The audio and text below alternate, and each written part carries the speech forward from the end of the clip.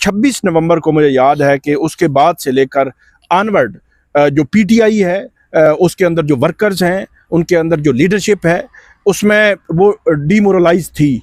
उसकी multiple reasons हैं।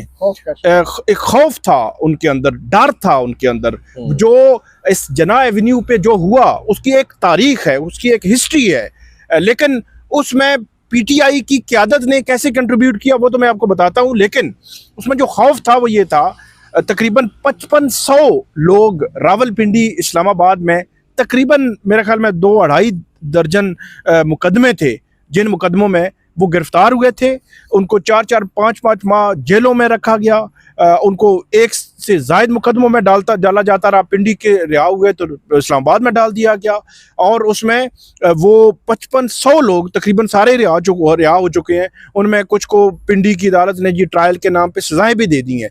तो वो मुतासर हुए, और उनको उनका जो असर है वो डेफिनेटली उनकी फैमिलीज मुतासर हुई। और उसमें जो मोस्टली थे, जो तादाद सबसे ज़्यादा थी वो खैबर पख्तूनख्वा की थी।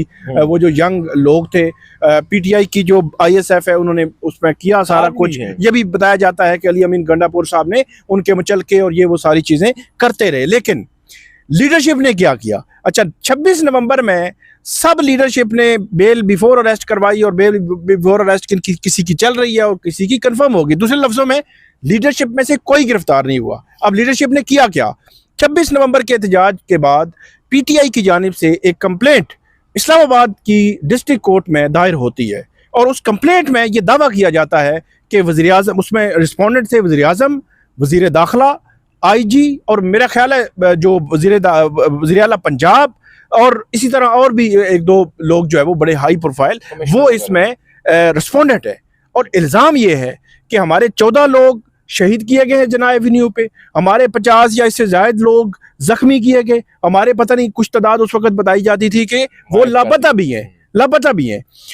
उस केस में बैरिस्टर गौहर साहब ने क्या किया? 13 दिसंबर को वो केस इस्लामाबाद की डिस्ट्रिक्ट कोर्ट में दायर हुआ था। वो प्राइवेट कंप्लेंट होती है कि आप अगर आपकी एफआईआर ना हो रही हो तो आप डायरेक्ट प्राइवेट कंप्लेंट में चले जाते हैं, और अदालत को आप पहले अपना बयान रिकॉर्ड कराते हैं, फिर अपने गवाह लाते हैं, फिर अदालत कन्विंस हो जाए तो अदालत रिस्पोंडेंट को नोटिस कर देती है, और नोटिस करने के बाद उनसे जवाब मांगती है। अगर वो अदालत को कन्विंस ना कर सके, उनको सजाएं भी हो जाती हैं, डायरेक्ट सजाएं हो जाती हैं। तो इसमें सूरत हाल ये है कि 13 दिसंबर को ये कंप्लेंट फाइल हुई थी, 14 को पहली हियरिंग थी, आज 27 सितंबर है, आज वो केस 0 पे खड़ा है। उसकी वजह यह है कि chairman PTI barrister Gohar Ali Khan, उन्होंने